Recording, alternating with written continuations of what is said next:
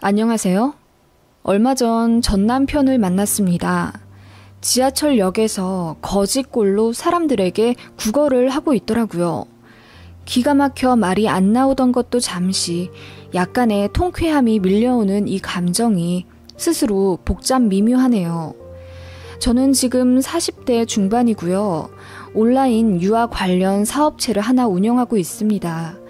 현재 한 달 순수익 2,000에서 3,500만 원 정도로 자리 잘 잡은 상태입니다.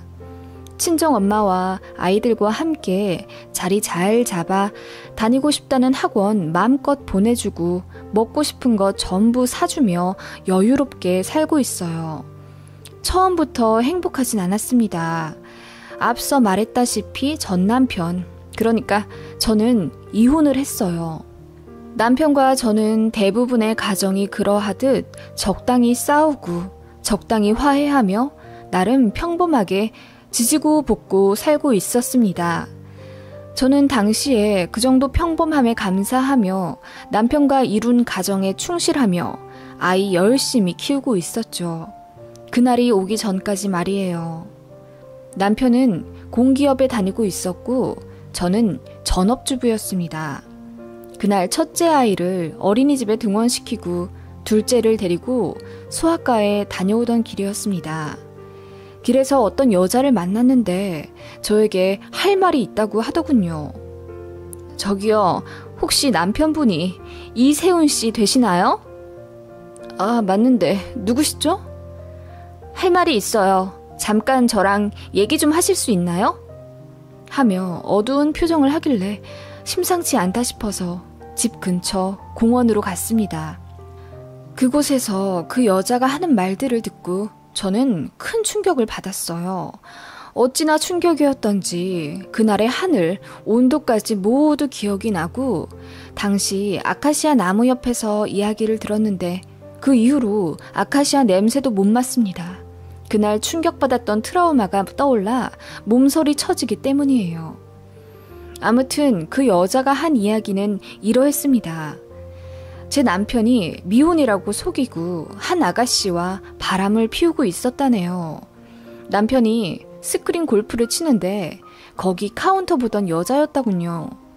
알고 보니 스크린 골프 알바는 부업이었고 본업은 요가 강사라고 합니다. 제가 둘째 갓 임신했을 때 그 여자를 만났고 둘째 낳고 나서 남편이 그 여자에게 이별을 고했다고 합니다. 모든 사실을 밝힌 채요. 제 남편이 그 여자를 철저히 속이며 총각 행세를 했고 결혼하자며 달콤한 말로 꼬드겼다고 합니다. 제 남편한테 속고 삶을 비관한 그 여자는 자살 시도를 했다고 하네요. 다행히 미수에 그쳐서 살아는 남았지만 후유증으로 왼쪽 팔을 쓰지 못한다더군요. 그 바람피던 여자는 그 일로 생계도 완전히 끊겨서 부모님 집에 들어가 구박받으며 살게 되었다고 하더라고요. 그리고 심각한 우울증으로 주기적으로 자해를 하고 매일 밤 울며 지옥에서 살고 있다며 모든 것이 끝났고 온 가족이 불행해졌다며 상대 남자는 둘째까지 낳고 잘 먹고 잘 살고 있는 꼴이 너무 보기 싫어서 다 밝혀버리고 싶었답니다. 저에게 찾아와 이 이야기를 한 그 사람은 바로 그 여자의 언니였습니다. 처음엔 그 얘기를 믿을 수 없었습니다. 제 남편은 게으르긴 하지만 집에서 꽤나 가정적으로 지냈거든요. 주말에 가끔 일을 나가긴 했어도 항상 영상통화를 해서 사무실을 보여주었고 차 타면 항상 전화를 해서 행선지를 보고하던 사람이었습니다. 무뚝뚝하긴 해도 비도덕적인 사람은 아니라 여자 관계에 있어서는 깨끗한 사람이라고 생각했는데 갑자기 나타난 그 여자 말이 어떻게 바로 뇌에 입력이 되겠습니까? 일단 알겠다고 하고 일어나며 자초지종 알아보겠다고 했더니 그 여자의 언니라는 사람이 저에게 전화번호를 하나 주더군요. 더 알고 싶으면 연락하라고. 제 남편을 절대 믿으면 안 된다고 하더라고요. 어안이 벙벙해진 채로 아이를 안고 집으로 올라왔는데 현관문을 닫자마자 눈물이 쏟아져 내리더군요. 그제서야 모든 것이 실감이 났고 제가 처한 이 상황이 지독한 악몽이길 바랐습니다. 첫째 아이 하원할 때까지 시간이 좀 남았기에 남편의 서재를 샅샅이 뒤졌어요. 아무것도 나오지 않더군요. 혹시 우리 가정을 파탄내려고 누군가 일부러 연기한 것은 아닐까 도피성 생각까지 들더군요. 그러기엔 그 여자가 한 말이 너무나 디테일했고 일부러 지어내려고 해도 못할 말들을 다 말했거든요. 그 여자와 삼자 대면을 해야 했습니다. 이혼을 하든 뭘 하든 일단 사실관계를 알아야 했어요. 아이를 재우고 심호흡 크게 한 뒤 그 번호로 전화를 걸었습니다. 이윽고 상대방이 받았고 저는 긴 침묵 끝에 제가 누군지 밝혔습니다. 그 여자도 아무 말 없다가 인사하더라고요. 먼저 미안하다고 사과부터 했고 저는 사과 필요 없고 이게 사실인지가 중요하다고 했어요. 그 여자는 전화 끊으면 사진 보내주겠다고 하더라고요. 그래서 끊었더니 문자로 쉬지 않고 무언가가 수신되더군요. 사진이었습니다. 남편과 그 여자가 반나체로 모텔에서 찍은 셀카, 둘이 드라이브 하면서 흥얼거리는 동영상, 300일 파티라면서 5성급 호텔에서 찍은 기념사진, 제주도 여행 사진 등등 끝도 없이 오더군요. 그리고 문자가 왔습니다. 이게 증거가 되겠냐면서. 제 남편 자기 말고도 다른 여자들 상습적으로 만나는 사람이 있고 거짓말도 서슴지 않게 하는 쓰레기라고 하더군요. 그리고 자료가 더 필요하면 연락하라는 말. 저는 핸드폰을 잡고 대성통곡을 했습니다. 저는 왜 몰랐을까요? 아이 키워 바쁘다는 핑계로 남편에 대해 너무 무관심했던 걸까요? 저는 그저 남편을 철석같이 믿은 죄밖에 없었습니다.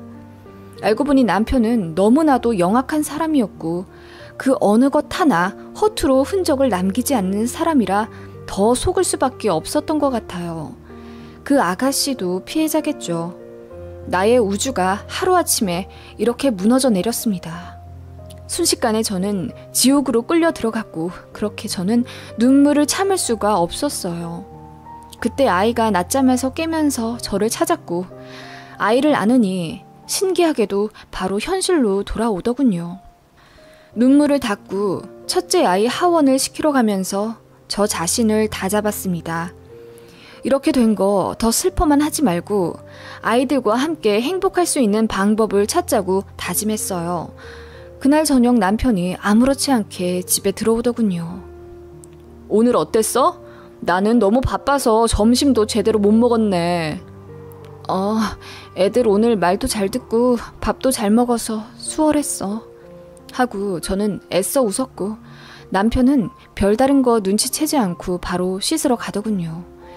그렇게 저는 남편 앞에서 아무것도 내색하지 않은 채 뒤로 그 불륜녀와 연락하며 증거들을 수집했고 이혼을 위한 큰 그림을 그려나가기 시작했어요. 친정 부모님은 건강이 너무 안 좋으셔서 차마 말씀드리기가 어렵더라고요. 저번에도 아버지 개인적인 일로 스트레스를 많이 받으셔서 한번 쓰러지신 이후 안면마비가 오신 상태라 남편이 바람나 이혼하겠다는 말이 입 밖으로 죽어도 안 나오더라고요. 제가 아무리 아무렇지 않은 척해도 다 티가 났는지 남편은 그 이후로 저를 추궁하기 시작했어요. 요즘 무슨 일 있냐? 나는 너밖에 없는데 네가 요즘 우울해하니 나도 슬프다 등 위선 떠는 말을 아무렇지 않게 하길래 역겨워서 그만 발설해버리고 말았습니다. 당신 이채영이라는 여자 알지? 그게 누군데? 눈 하나 깜짝하지 않고 거짓말을 하는 남편이 역겨워서 그만 뺨을 내려치고 말았어요. 그 여자 언니라는 사람이 찾아왔었어. 당신 그 여자와 1년 정도 만난 거 증거 전부 있어. 이래도 발뺌할래? 그랬더니 남편이 잠깐 당황하더니 이내 제 어깨를 다정하게 잡으며 말하더군요. 그 여자들 다 정신병자라며 자기 좋다고 쫓아다닌 회사 여자들인데 본인이 매몰차게 거절했더니 앙심 품고 둘이서 짜고 지금 가정 파탄 내려고 하는 거라며 저더러 믿지 말랍니다. 제가 너무 아이 키우고 세상과 단절되어서 사리 판단이 안 되는 것 같다며 오히려 제 걱정을 하더라고요. 솔직히 말하면 미안하다고 빌면 용서할까 하는 생각도 있었습니다. 집에서 꽤 잘한 사람이고 아이들한테도 잘하니까 스트레스 때문에 딱 한 번 실수한 거라고 울고불고 빌면 그냥 눈 감아줄까 하는 생각이 있었는데 그렇게 나오니 정말 못 견디겠더라고요. 그래서 그날 이후부터 저희는 진흙탕 싸움을 하고 말았습니다. 남편은 처음에 오리발 내밀며 아니라고 하고 사진이나 동영상을 들이대도 전부 합성이라면서 이거 믿으면 바보라고 저를 농락하더라고요. 하도 뻔뻔스럽게 아니라고 우겨서 순간 남편 말이 정말인가 하는 바보 같은 생각도 잠깐 들 정도였네요. 남편은 워낙 말을 잘하는 사람이긴 해서요. 그래서 그 바람핀 여자한테 전화를 걸어서 스피커폰으로 3자 대면까지 했는데도 몇 년을 살부터 산 자기 말은 안 믿고 거짓말하는 스토커 말을 믿는다며 저를 나무라더군요. 화가 나서 이혼하겠다고 했습니다. 남편은 이혼은 하더라도 돈 한 푼 안 줄 거고 아이들도 데려갈 거라고 하더라고요. 어이가 없었고 싸움은 생각보다 길어졌습니다.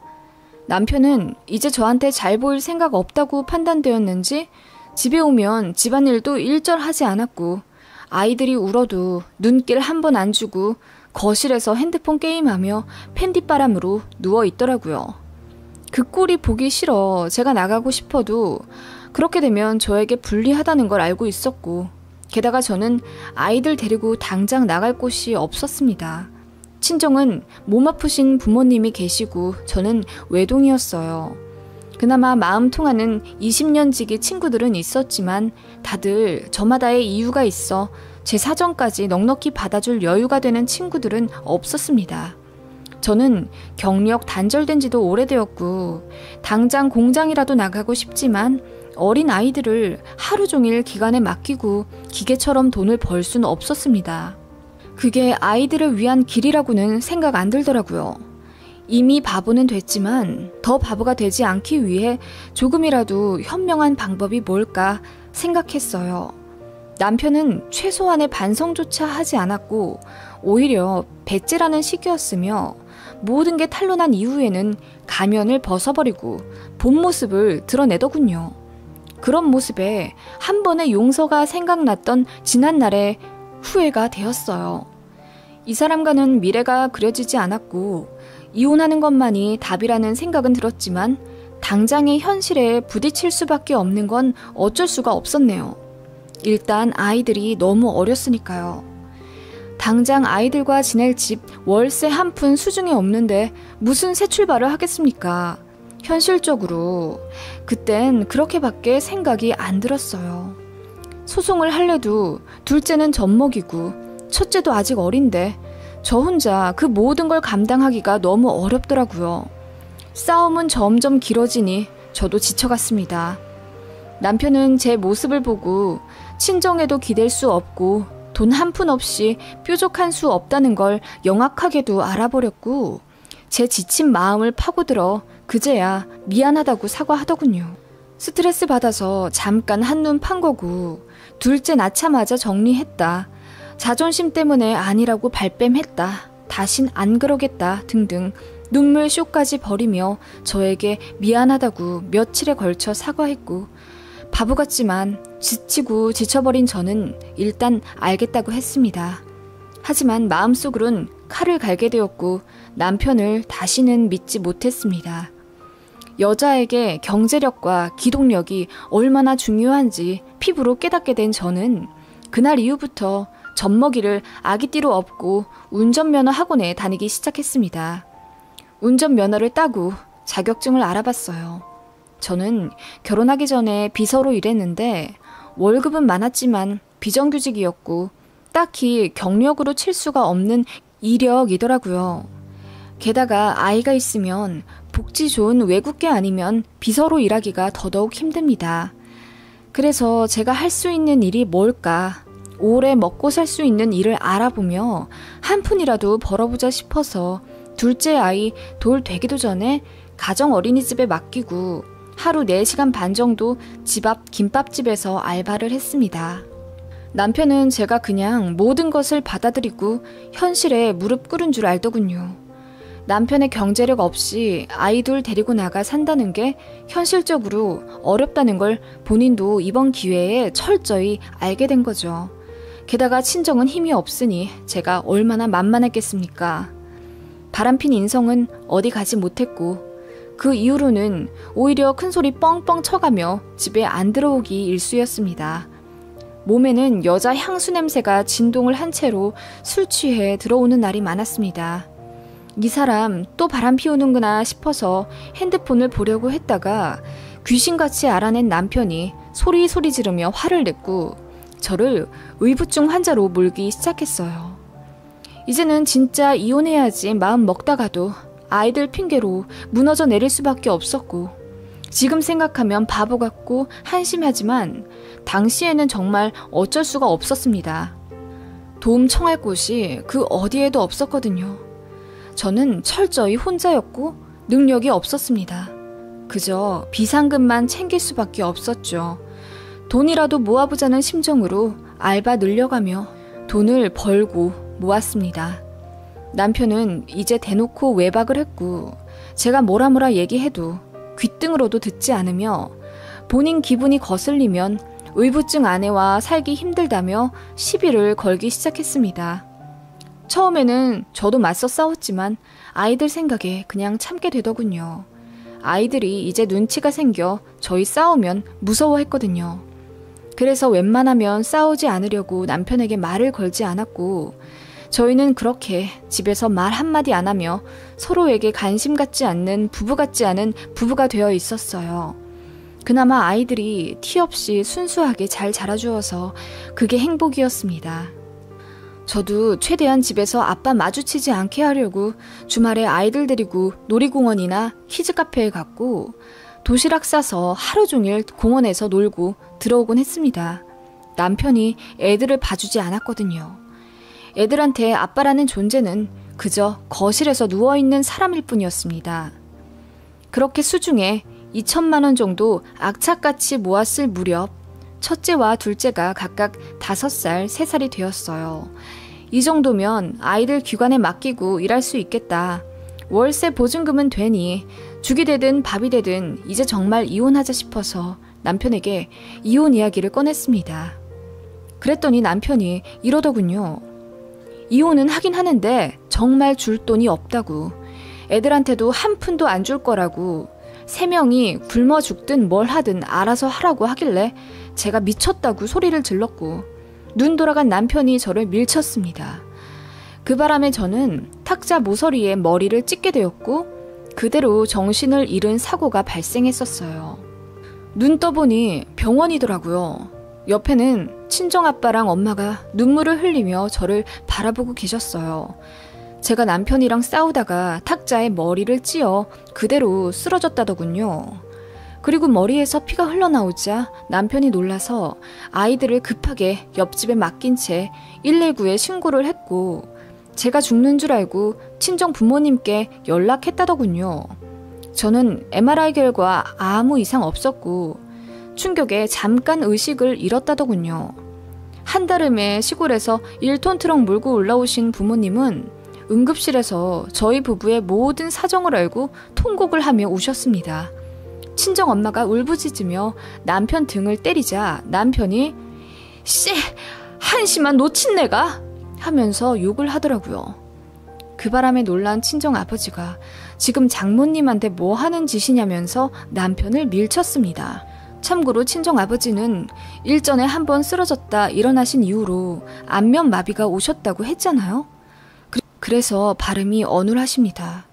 아버지가 뭐라 화를 내자 남편이 피식 웃으며 제기랄 뭐라고 하는지 하나도 모르겠네.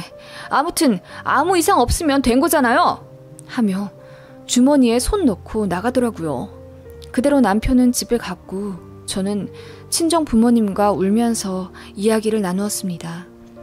왜 아무 얘기 안 했냐는 친정 부모님 타박에 부모님 건강 때문에 심려 끼쳐드리기 싫었고 이혼해서 자리 잡은 다음에 말씀드리려고 했다니까 기대지 못하게 만들어서 미안하다고 하시더군요. 저만 괜찮으면 친정집으로 들어오라고 하셔서 이왕 다 밝혀진 김에 알겠다고 했습니다. 그리고 친정 부모님과 함께 저도 퇴원하고 집으로 갔습니다. 남편을 가정폭력으로 신고하고 바람 피웠던 증거들을 내세워 그대로 이혼 소송할 생각이었죠. 남편이 아이들 밥도 안 챙겨준 채 거실에서 핸드폰을 보고 있더라고요.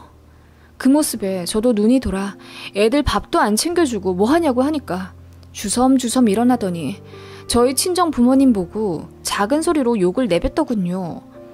그 모습에 화가 난 친정 아버지가 네가 인간이냐며 당장 이혼하라고 화를 내셨고 갑자기 눈 돌아간 남편이 소리쳤습니다. 능력도 없는 처가 주제에 이혼하면 뭐 답이 있어? 그나마 내가 돈 벌어서 이 사람이랑 애들 먹고 산 줄 알아요. 이혼하면 월세집 전전하면서 애들 고생이나 시킬 텐데 집에서 밥이나 차리라고 해요. 그 말에 친정 아버지가 노하셔서 뭐라 화를 내셨고 둘이 언쟁이 있었습니다. 제가 말려도 소용이 없었어요. 그리고 친정 아빠는 잠시 뒤 앞이 잘 안 보인다고 하시더니 휘청 하시고 그대로 쓰러지셨습니다. 네, 그 모습이 아버지의 마지막이었어요. 순간 혈압 상승으로 뇌동맥이 막혀 쓰러지신 거고 병원에 모시고 갔는데 이런저런 처치를 했음에도 결국 눈을 못 뜨시고 병원에서 한 달 정도 의식 없이 계시다가 돌아가셨습니다. 남편은 친정아빠 상 치르는 내내 코빼기도 비추지 않았습니다. 저는 분노로 가득 차 남편을 그대로 죽이고 싶었습니다. 상 치르고 엄마 마음 좀 추스리게 친정에 아이들과 잠시 있다가 집으로 돌아왔습니다. 남편은 팬티바람으로 역시나 거실에 누워 자고 있었어요. 제가 소리를 지르며 깨웠습니다. 돈 한 푼 안 줘도 되니 이혼만 해달라고. 그러니까 씩 웃으며 일어나더니 알겠다고 하더라고요. 그러면서 제가 알아야 할 것이 하나 더 있다고 하더라고요. 사실 현준이랑 당신 보험 담보로 2천만 원 대출받았어. 그것까지 갖고 가. 그러면 깨끗하게 이혼해줄게. 하는데 눈앞이 순간 아득해지더라고요. 미친 새끼라고 욕하며 남편에게 쿠션이며 아이 장난감이며 잡히는 대로 집어 던졌습니다. 남편이 악마처럼 웃으며 그걸 피하더군요. 나 이거 맞으면 당신한테 불리한데? 미친놈, 우리 아빠 죽인 것도 모자라서 애들 목까지 탐내? 당신 진짜 인간이야? 왜 이렇게 변했어? 아니, 대체 당신 왜 이런 본 모습 숨기고 나랑 결혼한 거야? 당신이 잘 알아보던가. 나 원래 이런 놈이었어. 하며 깔깔 웃는 남편. 저는 그 이후로는 잘 생각이 안 납니다. 극도의 스트레스 상태였는지 제가 밥을 세끼 잘 챙겨 먹긴 했는지 아이들을 잘 돌보았는지도 생각이 안 나고 정신 차려보니 협의 이혼 신청한 상태더군요. 제정신 아닌 상태로 이혼을 한 겁니다. 그냥 정신이 나간 채로 남편과 어떻게든 당장이라도 헤어지고 싶었습니다. 남편은 조정기간에도 미친놈처럼 뻔뻔하게 있더군요. 아이들에게 그 어떤 미련조차 안 보이더라고요. 저는 분노하다 못해 차분해진 상태가 되었어요. 저는 그렇게 아이들 짐을 챙기고 좁은 친정집에 들어가게 되었어요. 아이들도 다니던 어린이집과 이별을 하고 하루아침에 타지로 오게 된 거예요. 친정부모님이 쇠약하신 관계로 오래 집에 있는 짐들을 정리 못하셨기 때문에 근 10년은 묵은 짐들을 모두 정리하니 그나마 아이들과 살만한 집 상태가 되더군요. 깔끔하게 정리했고 저는 친정엄마와 두 아이들하고 새 출발하기로 마음 먹었습니다. 남편이 아이와 제 명의로 받은 대출금 2천만 원. 네, 바보 같지만 제가 모은 돈으로 갚았습니다. 그렇게 하지 않으면 남편이 정말 이혼 안 해줄 거라는 걸 알았거든요. 듣는 사람은 바보라고 하겠지만 저는 지금도 후회 없습니다. 그렇게 빨리 처리해서 아이들에게 못 볼 꼴 안 보이고 빨리 새 출발할 수 있었거든요. 그리고 다행인지는 모르겠지만 친정아빠의 사망보험금이 9천만 원 정도 나왔습니다. 친정엄마가 그 돈 모두 저희한테 준다고 하셔서 저는 극구 부인하고 친정엄마 명의로 작은 아파트 전세를 계약했어요. 집값이 높지 않은 지방 소도시라 22평도 그 정도에 살 수 있었습니다. 살던 집 처분하고 간단하게 인테리어하고 들어오니 정말 행복하더군요.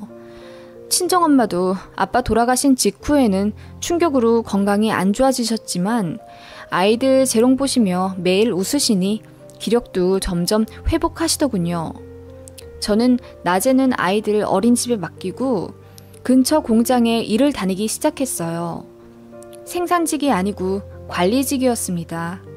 그렇게 2년 정도 다니다 보니 저도 공장 라인에 대해 빠삭하게 되었고 당시 저희 공장이 유아 관련 물건을 제작하고 있었는데 서당께 3년이면 풍어를 읊는다더니 저도 한번 제작을 해서 판매해보고 싶더라고요. 평소에 아이들 키우면서 사용하던 유아 물품 중에 불편했던 점들 보완해서 한번 제작해볼까 하는 생각이 들었고 더는 시간 허비하지 말고 바로 실천하자고 마음 먹었습니다. 그렇게 공장 다니며 아이디어를 짰고 특허청 드나들며 유아물품 두어 가지를 제작했습니다. 공장장님께서 제 사정 아시고 다른 공장들과 협업할 수 있게 도움 주셔서 그 덕분에 첫 물건이 잘 나오게 되었어요. 저는 공장을 관두고 바로 사업자 등록을 했어요. 그리고 다니던 공장과는 거래처를 맺게 되었습니다. 쉽게 말하면 제가 만들고 싶은 물품을 공장에 의뢰하면 공장에서 그대로 만들어주는 방식이었고 저는 그것을 손수 포장하고 온라인 몰 통해서 판매하게 되었습니다. 조금 무모하다고 생각은 들 수 있겠지만 저는 어차피 한 번뿐인 인생, 아이들을 위해서라도 더 이렇게 살면 안 되겠다는 생각이 들었고 마침 공장장님께서도 하다가 언제든지 돌아오라고 저를 응원해 주셨기에 가능한 일이었습니다. 제 물건들은 처음에 아무 반응 없더니 2달 만에 입소문을 타고 빠르게 판매되기 시작했습니다. 몇 번의 품절을 겪고 몇십 번의 재입고를 거쳐 제 물건과 저희 브랜드는 인터넷 뉴스에도 날 정도로 유명해지기 시작했고 저는 그야말로 돈방석에 앉게 되었어요. 첫 해 제가 번 순수익은 2억 2천 정도였습니다. 물론 당연히 힘들었죠. 제가 직접 포장하고 쇼핑몰 관리까지 해야 했기에 처음에는 하루에 잠을 3시간도 못 자면서 처리했습니다. 나중에는 구매자가 너무 늘어나서 알바를 구했고 규모가 점점 커짐에 따라 작은 사무실을 구하게 되었습니다. 일하는 직원은 처음엔 1명이었지만 분기에 1명씩 추가하게 되었고 지금은 8명이 56평 사무실에서 일하고 있어요. 어느덧 저희 아이들은 모두 초등학교에 다니고 있습니다. 저희 집도 시내에서 제일 비싸다는 32평짜리 신축 아파트로 이사가게 되었고요. 친정엄마도 몸관리 잘하셔서 지금은 오히려 전보다 정정하십니다. 저는 떳떳한 사장님이 되어 한 달에 많게는 5천만 원까지 버는 능력 있는 워킹맘이 되었고요. 모든 게 하루아침에 이루어진 것 같지만 그 사이 저는 숱한 피눈물을 흘리며 이 자리에 오게 된 거예요. 전 남편은 저희가 이렇게 되는 동안 연락 한 번 없더군요. 아마 내 식구가 좁은 집에서 아웅다웅 살 거라 생각하고 오히려 돈 달라 연락 안 오는 걸 다행으로 생각하고 있을지도 모르죠. 어느 날 서울에서 거래처와 미팅이 잡혀서 오랜만에 상경을 했습니다. 미팅이 일찍 끝나서 오랜만에 전에 살던 동네에 가볼까 해서 청량리 쪽으로 차를 돌렸습니다. 그런데 그 근처에 가니 이상하게 트라우마가 올라오는 것 같더라고요. 그 지옥 같은 시간들이 떠올라 더는 발걸음을 못 대고 청량리역에서 생수 하나 사서 사려고 역사 내에 있는 편의점에 갔습니다. 계산하고 나오는데 앞에 어떤 노숙자가 앉아 있더군요. 꽤 젊어 보이는데 국어를 하고 있길래 젊은 사람이 왜 저러나 싶어서 안타까운 마음이 들더군요. 그런데 얼핏 보니 전 남편과 너무나도 닮아 보여서 눈을 뗄 수 없었습니다. 자세히 가서 들여다보니 세상에 그 사람은 제 전 남편이 맞았습니다. 첫 번째 결혼기념일에 커플로 샀던 운동화를 신고 있었는데 다 떨어져서 밑창이 드러나 있고 어디서 주워 입은 옷인지 맞지도 않은 해진 가죽 점퍼를 입고 그렇게 사람들에게 텅 빈 플라스틱 분유통을 내밀며 구걸을 하며 앉아있더군요. 우리 아이가 굶고 있어요. 1,000원만 도와주세요. 하는 그 사람은 분명 제 전남편이 맞았습니다. 그 악마 같은 놈 맞더군요. 제가 그 앞에 또각또각 구두 소리를 내며 섰습니다. 제 구두를 보고 전남편이 굽신거리며 도와달라 더 목소리를 내더군요. 그러더니 고개를 들어 천천히 제 얼굴을 확인한 후 비명을 지르더군요. 아니, 네가 어떻게... 하면서 제 차림을 위아래로 훑어보더군요. 저는 고급스러운 트렌치 코트에 명품 가방을 갖고 있었고 잘 관리받은 윤기나는 머리카락을 하고 있었어요. 전 남편과 살 때는 늘 생활비에 쫓겨 머리 한번 하지 않고 부스스하게 5,000원짜리 티나 입고 있었는데 이제는 완전히 달라진 모습에 전 남편이 놀라 입을 다물지 못하더라고요. 여기서 뭐 하고 있어? 왜 구걸을 해? 아무 말 못하는 전 남편은 이윽고 저를 붙잡고 엉엉 울더군요. 아이들은 잘 지내냐고 묻더니 사실 이혼하고 나서 대출받아 토토하다가 다 망해버렸다고 하더라고요. 더는 돈 빌릴 곳이 없어서 사채까지 쓰게 되었고 채무 압박에 당장 퇴직금으로라도 막아본다고 급하게 퇴사했고 완전히 빈털터리가 됐답니다. 집은 경매로 넘어가서 고시원 전전하며 살았고 토토 중독은 계속되어 결국 고시원 비도 없이 거리에 나앉게 되었다더군요. 시댁에서도 본인을 버리고 이사를 가버렸고 저에게 뒤늦게 용서를 빌어보고자 전화를 해보고 싶어도 핸드폰마저 망가져 없으니 전화를 할 수가 없었다며 공중전화 앞에서도 제 전화번호를 기억을 못해서 전화할 수가 없었답니다. 그 말에 헛웃음이 나더라고요. 저랑 살면서도 제 전화번호 한 번 외울 생각 안 하더니 세상에 와이프 전화번호 기억 못하는 남편은 제 전남편밖에 없을 겁니다. 그래서 저도 다 말했어요. 이혼하고 나서 제가 어떻게 재기했는지, 지금 얼마 벌고 있는지, 남편이 혹시라도 찾아올까봐 상호 명의랑 사는 곳은 말하지 않고 제 재정 상태에 대해 다 말했습니다. 내 명의로 2억 3천짜리 아파트 있고 지금 차는 네가 그토록 몰고 싶어 하던 벤츠 E클래스야. 내 통장엔 12억 쌓여있고 회사가 잘 되니 앞으로 더 벌 거야. 우리 신세 참 많이 바뀌었네? 제가 말하자 전 남편이 얼굴이 빨개지며 바닥을 보더군요. 애들은 당신 금방 잊었어. 지들한테 관심도 없던 아빠라는 존재 애들한테 뭐 크게 의미가 있었겠어? 그리고 나 당신이 우리 아빠 장례식장에 오지 않은 걸 내내 저주했었어. 그런데 안 온 게 다행이었나 봐. 내가 그 분노를 양분 삼아 지금까지 올라온 거거든. 무조건 당신보단 잘 살아야겠다는 도끼로 이렇게 잘 된 거야. 고마워. 그렇게 인간 같지 않게 날 대해줘서. 그 말하고 지갑에서 빳빳한 5만 원짜리를 하나 꺼내 구겨 전 남편의 빈 분유통에 던졌습니다. 전 남편은 충격받았는지 그저 분유통을 바라만 보고 있더군요. 혹시라도 따라올까봐 뒤돌아보며 주차장으로 향했습니다. 그리고 시동을 걸어 출발했는데 뒤늦게 나온 전 남편이 주위를 둘러보며 저를 찾고 있었어요. 그리고 그 앞을 스치듯 지나갔습니다. 제가 말한 벤츠 E클래스가 지나가자 그제야 운전석으로 저를 확인하고 쫓아오려고 하길래 속도를 높여 1차선으로 차선을 변경하고 엑셀을 밟았습니다. 허망하게 저를 보고 있던 전 남편. 사이드미러로 그 꼴을 바라보니 마음이 시원하듯 착잡하더라고요. 아무튼 저는 그 이후로도 회사 잘 운영하고 있고요. 한 달에 한 번씩 미혼모 센터 가서 봉사하고 한가정 부모들에게 도움이 되고자 기부도 꾸준히 하고 있습니다. 하늘이 무너져도 솟아날 구멍이 있다고 남편 때문에 비관했던 저는 씩씩하게 일어나 이렇게 성공했네요. 청량리에서 구걸하고 있던 전 남편은 아마도 뒤늦게 땅을 치고 후회하겠죠? 모처럼 옛날 일이 떠올라 새벽에 와인 한잔하며 긴 글 써보네요. 고맙습니다.